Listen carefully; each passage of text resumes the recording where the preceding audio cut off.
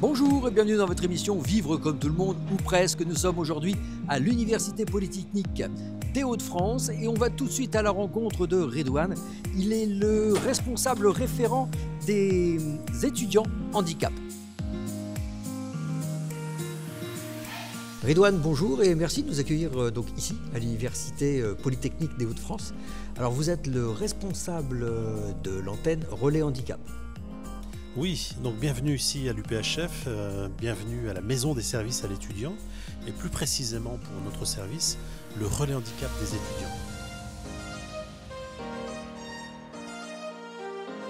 Alors Redouane, expliquez-nous déjà quelle est votre mission. Ma mission, c'est d'abord une mission de chef de projet, donc c'est d'animer le réseau handicap de l'Université Polytechnique des Hauts-de-France, mais c'est surtout de garantir que notre schéma directeur pluriannuel du handicap soit bien mis en place avec toutes les initiatives, les composantes d'accueil, d'accompagnement, d'insertion professionnelle, d'orientation et des moyens soient mobilisés pour nos étudiants. Alors c'est une charte nationale qui existe et qui a été mise en application chez vous en 2015. Alors, on a noté 4 volets importants: l'étudiant et le handicap, le salarié, c'est-à-dire l'enseignant en particulier, et le handicap. Et puis après, vous avez également la recherche, parce qu'il faut rappeler que votre cœur de métier ici dans l'université, c'est la recherche. Et enfin, vous avez la communication et l'accessibilité numérique, puisque en fait, on est en plein dedans. Comment tout ça, ça s'articule ? Il y a un chef de file qui est ce schéma directeur. Il dépend aussi d'un vice-président en charge de l'université durable et inclusive. Donc il a un titre beaucoup plus important avec des valeurs autour de la responsabilité sociétale d'établissement. Et donc ce schéma fait en sorte qu'il n'y ait pas de cloisonnement entre les différents services, parce que aussi bien les étudiants, le personnel vont devoir ou vont pouvoir plus précisément avoir accès à des moyens autour de l'accessibilité des bâtiments, l'accessibilité pédagogique, l'accessibilité numérique. Et donc toutes ces questions-là sont portées comme étant une valeur de notre établissement et pas simplement un document écrit. C'est une valeur partagée par la communauté universitaire.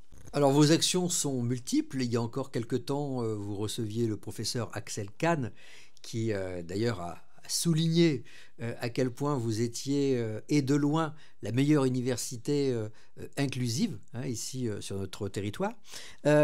Comment ça se passe ? Vous avez des rendez-vous annuels comme l'Handy Week.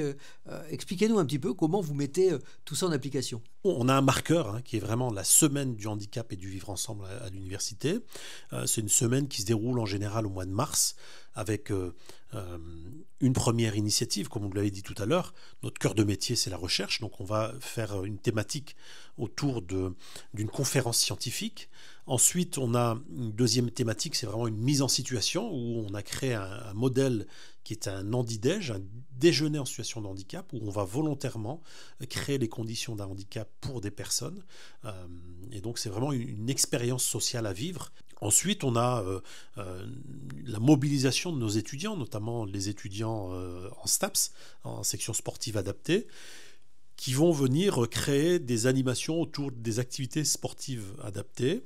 On a aussi différents projets avec nos partenaires du territoire, puisque l'université est une entreprise, j'ai envie de dire, qui va rassembler, fédérer des partenaires de territoire.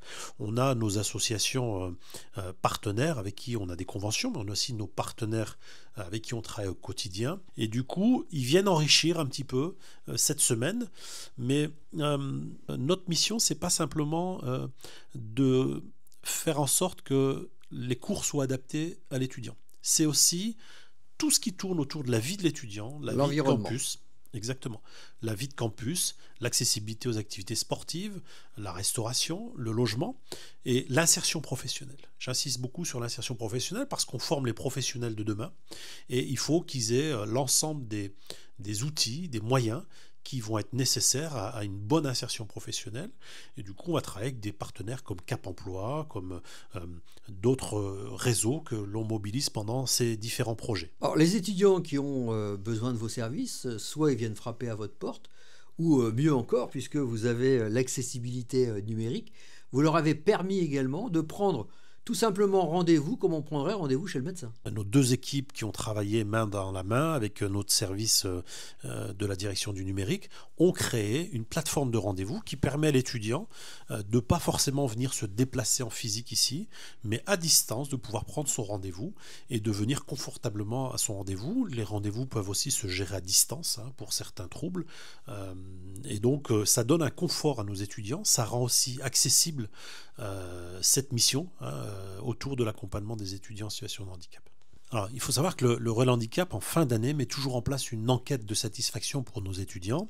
Et dans cette enquête, il apparaît que, effectivement, les étudiants sont surpris que dans une petite université, j'ai envie de dire c'est péjoratif chez nous, mais dans cette petite université, on soit en capacité de développer autant de moyens à la disposition des étudiants.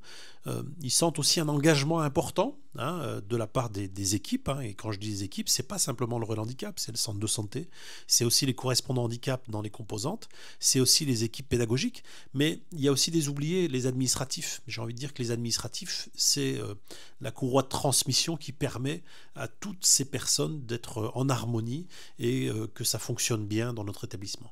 Il y a quelques instants, vous étiez fier de me présenter en fait un outil informatique qui est né ici et qui intéresse de nombreuses autres universités en France. Alors, présentez-nous un petit peu justement cet outil informatique et pourquoi il a été mis en place. Alors, on l'a créé, pourquoi ? Parce que nous-mêmes, nous étions aussi en difficulté dans la traçabilité des moyens mis à la disposition des étudiants, dans la gestion des étudiants à besoins spécifiques. Aujourd'hui, on a réglé cette difficulté ici à l'interne, mais on a envie aussi de faire partager cette expertise que l'on a à l'Université Polytechnique des Hauts-de-France à nos collègues des autres universités et même au-delà, si c'est possible. Cet étudiant, en fait, qui est en situation de handicap, commence par passer, bien entendu, par votre bureau, et vous allez l'orienter vers un médecin qui, lui, va évaluer de façon anonyme bien entendu, mais et sous secret médical, va évaluer sa pathologie et quels vont être les besoins. C'est bien ça ? On va lui faire rencontrer le médecin délégué de la CDAPH. Et ce médecin, donc chez nous, c'est le docteur Jean-Maxime Guillaumineau, qui lui va, avec son service, le centre de santé universitaire, donc il a à disposition un infirmier référent handicap. L'infirmier va d'abord regarder la complétude du dossier, c'est-à-dire est-ce qu'on a les justificatifs médicaux qui permettent d'apprécier une situation médicale. Et puis le médecin délégué de la CDAPH, lui, va donner un avis médical d'aménagement scolaire qui va servir à notre équipe plurielle pour dire voilà, est-ce qu'on est d'accord avec la demande d'aménagement de l'étudiant et cette demande, est-ce qu'elle est conforme à la réglementation et surtout, est-ce qu'elle est conforme aussi au règlement pédagogique de la composante de formation. Cet avis médical est très important pour pouvoir statuer sur la validité de la demande de l'étudiant. Je vous propose que vous aillez tout de suite à sa rencontre.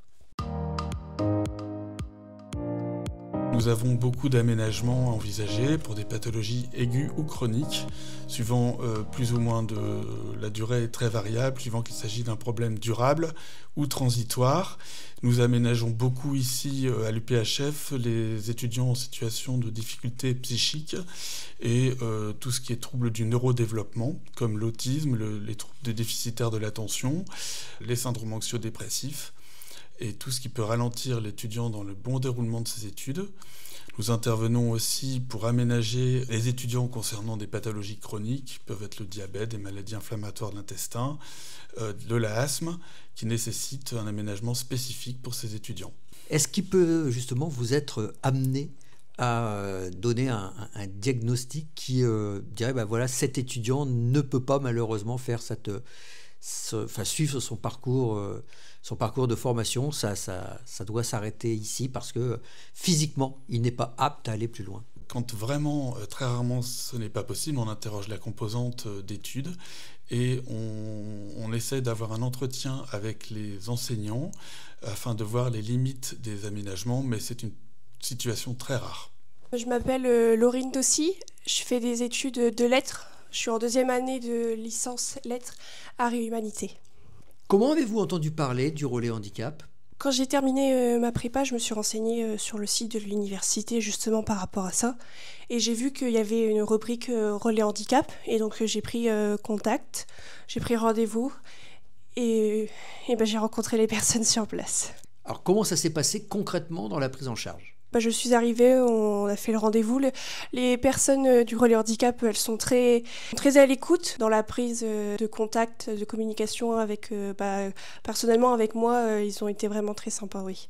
Alors il y a bien entendu l'accompagnement scolaire, mais est-ce que vous avez également bénéficié d'un accompagnement ultrascolaire ? Alors oui, j'ai pu bénéficier d'un accompagnement ultrascolaire. Le relais handicap m'ont parlé d'un transport pour pouvoir m'accompagner directement à l'université, pour pouvoir m'aider, mais aussi mes parents, parce que je n'ai pas le permis. Je ne peux pas encore le passer pour le moment, donc c'était eux qui devaient m'accompagner tous les jours. C'était dangereux pour eux autant que pour moi, parce que si jamais j'avais une crise, c'était compliqué de gérer la conduite et moi. Grâce au transporteur, c'est beaucoup plus relax, beaucoup moins stressant. Alors la question qu'on peut se poser, c'est s'il n'y avait pas eu le relais handicap, est-ce que vous auriez pu faire les mêmes études ? Non, je n'aurais pas pu. Au tout début de mon handicap, ça a été très difficile et j'ai tout de suite vu que même au début, ça serait très compliqué de poursuivre mes études sans aménagement, sans bienveillance de la part de mes professeurs. J'aurais pas pu continuer. Merci pour votre témoignage. Ridouane, merci.